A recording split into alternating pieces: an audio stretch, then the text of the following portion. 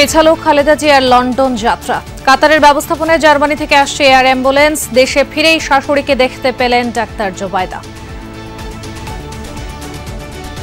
রোববার তাকে লন্ডনে নিয়ে যাওয়া সম্ভব হবে, তবে তিনি এখনো গুরুতর অসুস্থ।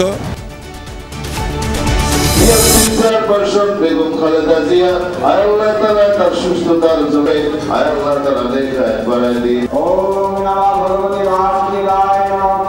ওম নমঃ ভগবতে বাসুদেবায় নমঃ।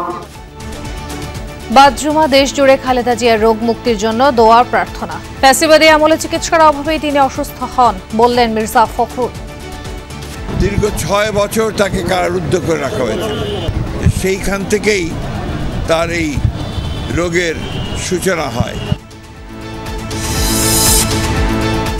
অভ্যুত্থানে ছাত্র জনতা হত্যাকারীদের ফিরিয়ে এনে বিচার নিশ্চিত করাই সরকারের লক্ষ্য বললেন প্রেস সচিব। শেখ হাসিনার বিষয়ে এখনও চিঠির জবাব দেয়নি দিল্লি, জানালেন উপদেষ্টা।